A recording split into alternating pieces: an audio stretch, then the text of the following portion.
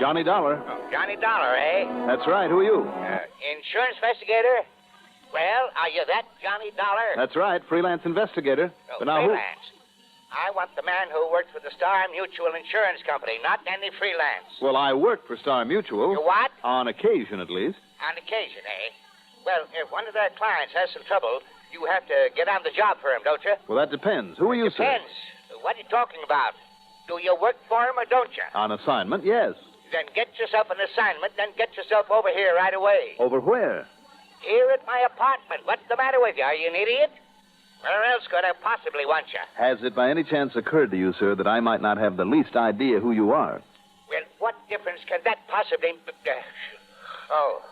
yes, that's right. Yes, that's right. Very well. My name is Timothy Jarrett. Now, get over here immediately. Do you mind if I check with Star Mutual first? Don't be wasting your time. Check with them after you get here. If I get there. Look, What Mr. do you mean, Jarrett, if you do? you haven't even told me what your problem is. Do I have to go out and shout murder from the housetops Murder? to get you to pay any attention to me? Did you say murder? Of course I did. Whose and when? Do you suppose I'd be talking to you if it had already occurred? Oh, I'm sure I haven't the least idea. Of course I wouldn't. How could I? But if you're not over here right away, I'll call that insurance company and have you fired. All right, you do that. I'll be waiting for you. You will. Hello. Hello. Well, it may be a nice long wait, Mr. Jarrett.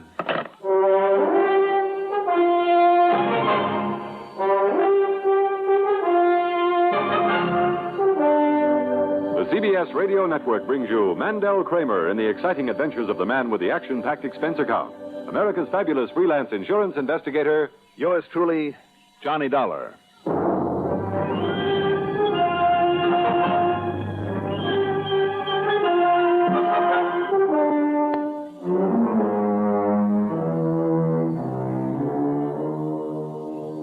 Expense account submitted by Special Investigator Johnny Dollar to the Star Mutual Insurance Company, Home Office, Hartford, Connecticut. Following is an account of expenses incurred during my investigation of the Lorelei matter. It was pretty obvious from that phone call that Mr. Timothy Jarrett was a crackpot of the first water. And I was all set to forget about him and go on about my business. But I had some errands to do in town, and one of them took me into the building where Star Mutual holds forth. So I made that my first stop and barged in on Ed Williams. Johnny, well, how are you, boy? Glad to see you. Hi, Ed. What brings you here? Don't tell me you're having to go around digging up assignments these days. Sit down. Thanks. Cigarette? I don't mind if I do. Here you are. Thank you. Here, I got a lighter. Right. Thanks. Mm-hmm. Well? Ed, I believe you have a client by the name of Timothy Jarrett. Oh, yeah, Johnny, I'm afraid so. What's the matter? Why'd it groan? I ought to be grateful for him, though, I guess. After all, that life policy of his has a face value of nearly $2 million. $2 million? Wow, I thought maybe he was just some old nut. Oh, he is, Johnny, no question about it. Just about as wacky as they come. Don't you know who and what he was? The famous all-or-nothing Gerard? Was or is? Oh, he's still alive, if that's what you mean. But, Johnny, about 40 years ago, Gerard was one of the cleverest stock manipulators ever hit the scene. No kidding. Made himself millions and millions. And in those days, you could keep what you made. Really loaded him. Well, he was. What do you mean by that? Oh, he still has enough to get along on, plenty. But after the 5 or 6 beautiful dolls that he married and divorced, well, you know what they can do to a man and his money. Well, let's say I've heard. Thank goodness this present one seems to have a little sense. Oh, she's young and pretty enough, all right, but... Well, maybe you've heard of her.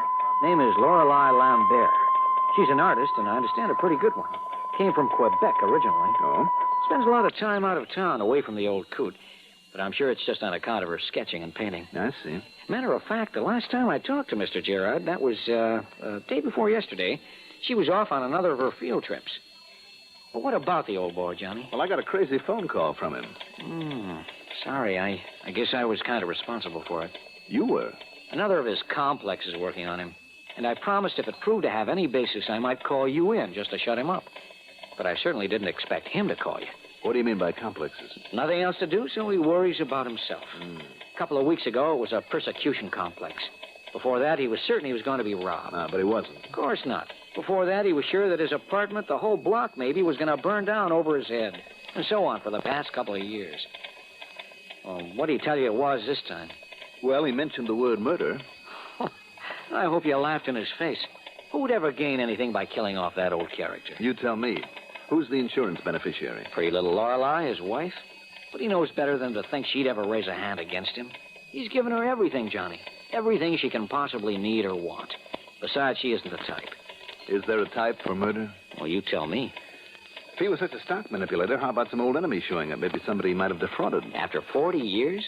No, I guess you got a point there. It's just another one of his complexes having something to do, something to worry about. Okay, Ed, I'll just forget about him. Oh, no, Johnny. Johnny, don't do that. Why? What do you mean? Got to keep him happy. Old Buzzard wouldn't hesitate to cancel out that policy in a minute. And I don't want to lose those nice big premiums. No, as long as he's asked for you, Johnny, you'd better go and see him.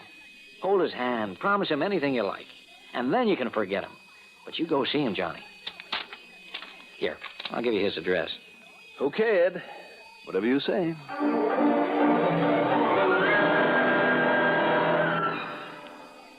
Democracy. Why should such a type of society and government be considered the best? For at least one very good and important reason.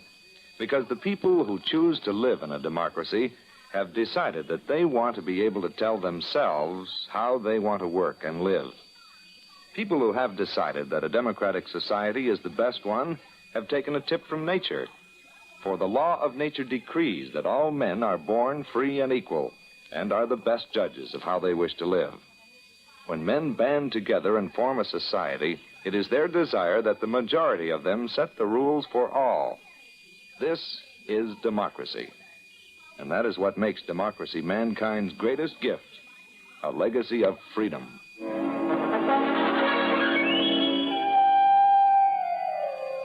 The Fleur-de-Lis apartments out on the edge of town are the old-fashioned ultra-deluxe. A solid building of native stone built like a fortress. The two uniformed doormen looked over my credentials carefully, then told me to go on up that I was expected. The old-style elevator with its open cage was somewhere else, so I walked up the 2 flights, found suite number 3A, rang the bell a couple of times. Then when I got no answer...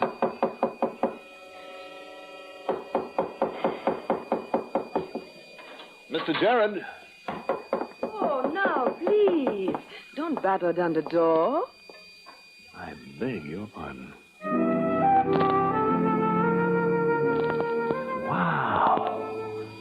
Standing there, just off the elevator, a purse and kind of an attaché case in one hand and a suitcase in the other, was one of the most beautiful girls I have ever seen. Not just pretty, but beautiful. In her mid-20s, I'd say. Petite, dark hair, dark brown eyes with an amused kind of a twinkle in them. She wore a dark blue suit, cute little pillbox hat to match, dark blue shoes, white gloves. Mm-hmm. Is there something wrong with me? I beg your pardon. Well, you said that. I guess I did. Is there something I can do for you? I'm Mrs. Jared. And that is the door of my apartment you've been knocking on, you know? I know. I came to see Mr. Jared. Oh? But why? Do you mind telling me who you are? No, I'm sorry. My name is Johnny Dollar. I represent your husband's insurance company. Oh, dear. Has Timothy been pestering you people again? Well, he called, that's all. He asked me to stop by. I might have known it. The minute I go away for a few days, the sweet old soul conjures up something to worry about. He always does. Yeah, so I understand. I've been up to Cape Ann in Massachusetts, trying to paint some seascapes. Oh? But I just knew he'd get himself all bothered over something or other. That's why I came back today instead of next Monday as planned. I just got off the train. Oh, it's pretty obvious you've been traveling. Horrible. Traveling in this weather. I probably look a mess. Hardly. But now that I'm home, I can... Only, what do we stand out here? If you just take this bag... Oh, that's it. And this little case full of paints and brushes and paper and things... I got it. Good. Now, if I can find the keys... Ah, here we are. Oh, let me, With your hands full? I guess you're right. Only... Well, Mr. Dollar... Yes? Well, before we go in... What was it this time? And you must excuse me if I gave you a kind of suspicious look when I stepped off the elevator. I saw you standing here.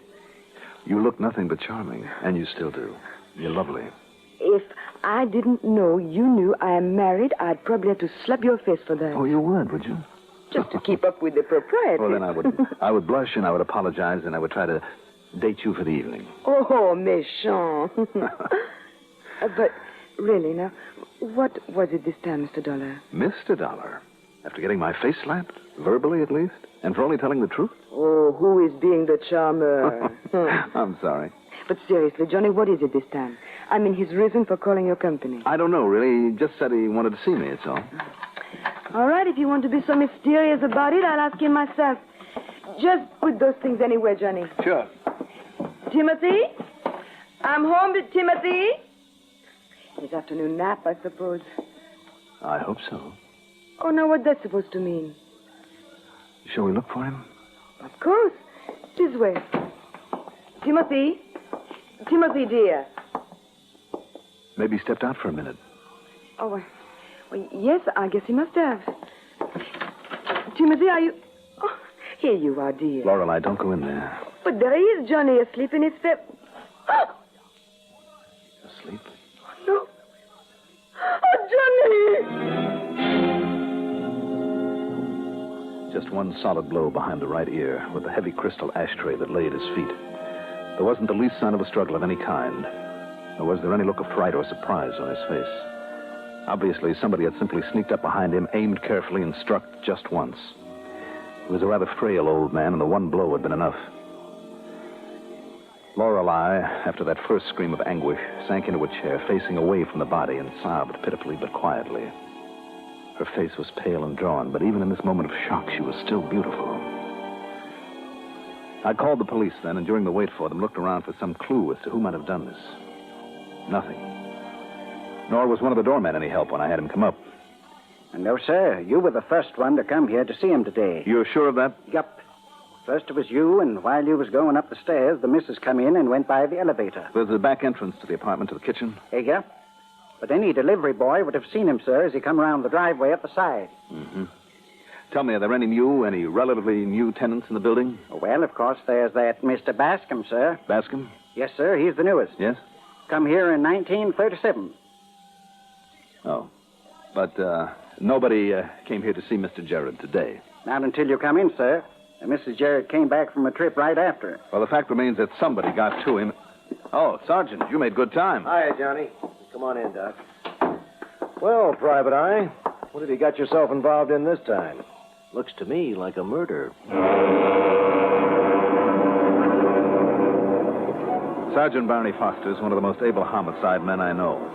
After Doc Bennett, the coroner, examined the body and was satisfied death was due to that blow on the head, that it must have occurred only minutes before I got there, he left.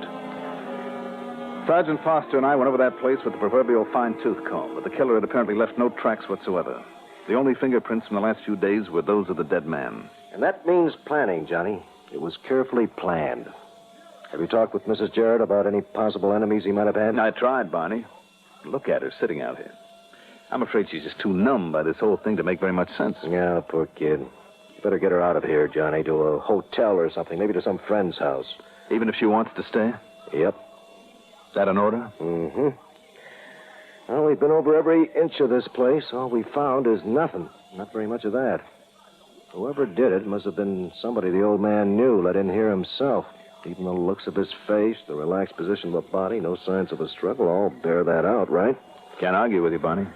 So, as soon as I leave, I'm going to start a rundown on everybody that she and her husband have known or ever been seen with over the last 5 years. I have a lad down at headquarters who's really great at that sort of stuff. Good idea. Because the fact that apparently nobody could have come up here without being seen, but... Well, now, look. Yeah? You know, you could be the one suspect in this case, Johnny. Sure. Well, I'm not kidding. You're the only one known to have come up here before Mrs. Jarrett got back from her trip. Of course. And the motive? Put the old man out of the way to leave a free path to his beautiful wife. You think that isn't a common enough motive? It may have been somebody's, Johnny. Well, now that I've seen and talked with her, I'm inclined to agree with you. And yet... Yeah. Well? Oh, nothing, Barney. Building up another one of your wacky hunches, Johnny? I don't know. Well, anyhow, you get her out of here. Let her stay in a hotel or something so that nothing will be disturbed until I can come back for another look. Make sure we haven't slipped up somewhere. She can take along her luggage, can't she? Just exactly what you yourself saw with her when she stepped off that elevator. Okay? Okay. Nothing else is to be disturbed. I'll seal off the back service door and leave orders downstairs that nobody is to be admitted to the place. Okay? Okay. Okay. Except me. All right, Johnny. What is it? This hunch of yours. Barney, I kid you not. I don't know. But there is something cooking in that so-called brain of yours, isn't there? I told you, Barney. Okay. But when it gels, if it gels, instead of taking things into your own hands, you call me. Sure. Promise. Promise.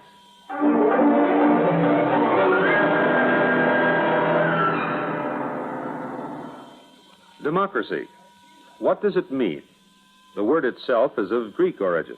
Demos meaning the people, and kratos meaning authority. Thus, in a democracy, the people have the authority to rule themselves. But where does the authority come from? The authority comes from the people themselves. They put it in their Constitution, and the Constitution can't be changed by anyone except the people. That puts the supreme power of the government of a democratic country right in the hands of the people, and the people elect their representatives to run the government. In that manner, democracy gives everyone equal representation in the government. Democracy provides mankind with its greatest legacy of freedom.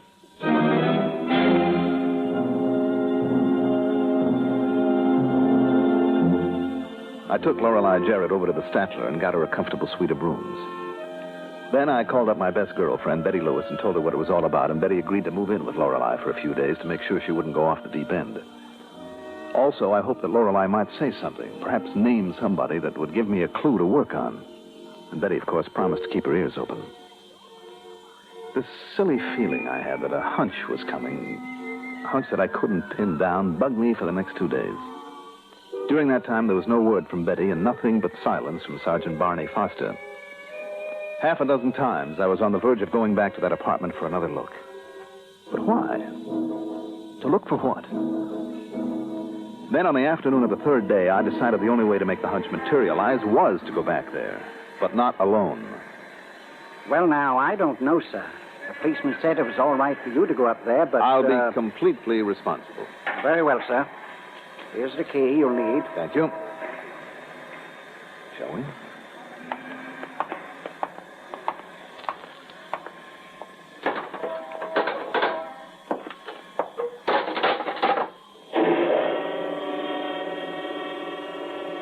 You've been terribly, terribly kind to me, Johnny. Don't you think you've deserved it, Lorelei? And Betty. Such a wonderful girl. She's been a wonderful comfort. I thought you two would get along.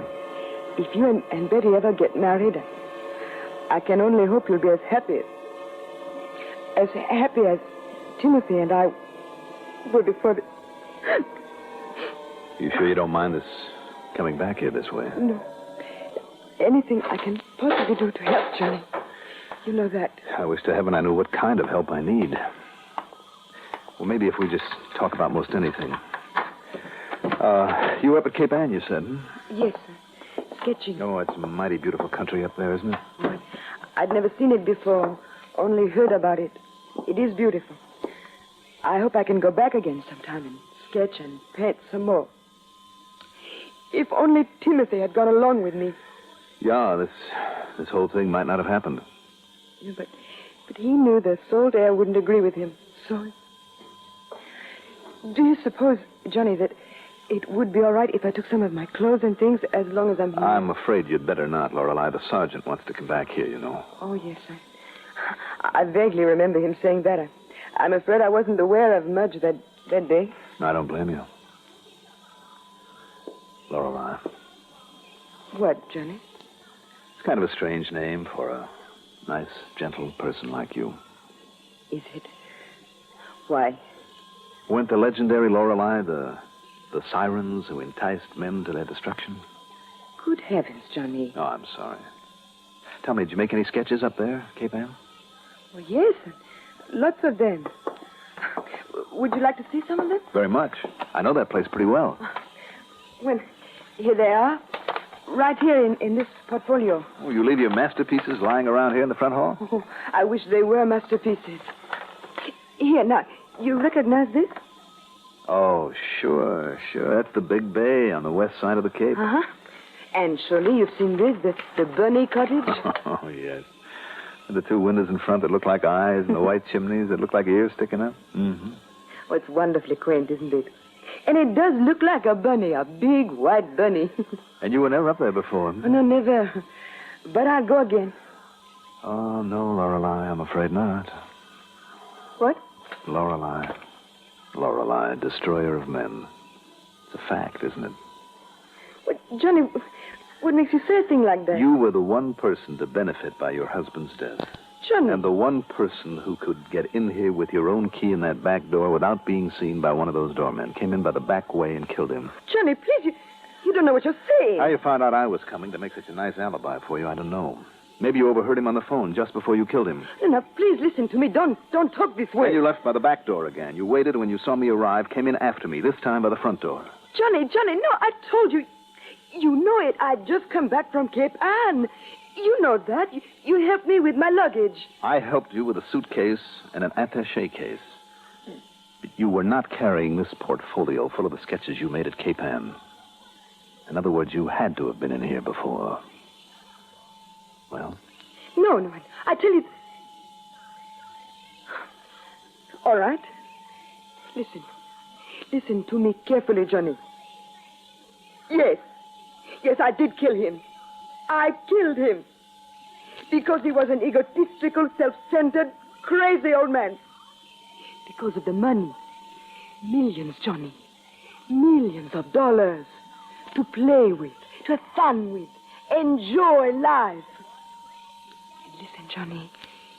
You and I, with all that wonderful money. Just the two of us, Johnny. Nice try, Lorelei. But not this time. Oh, why do they do it? Why don't they learn? Don't they know it won't work? That sooner or later they're bound to be found out. And why a lovely little thing like Lorelei? Lorelei, destroyer of men. Expense account total? Oh, who wants it? Who wants anything out of a case like this? Yours truly, Johnny Dollar.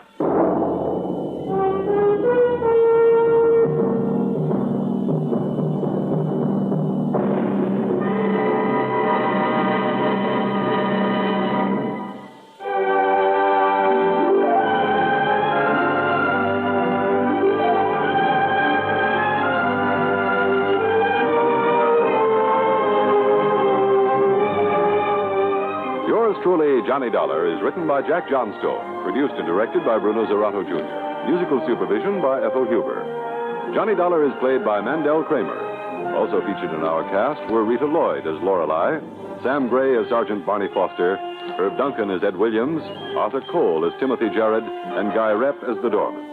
Be sure to join us next week, same time, same station, for another exciting story of yours truly, Johnny Dollar. This is Art Hanna speaking.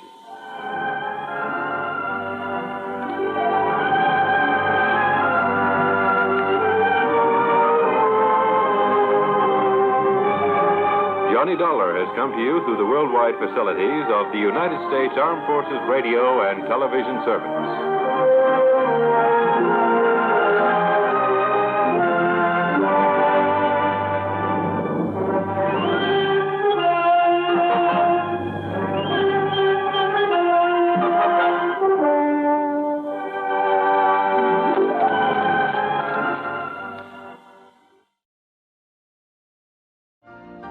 You've been listening to the OTR Gold Network. Find more classic radio at otrgold.com.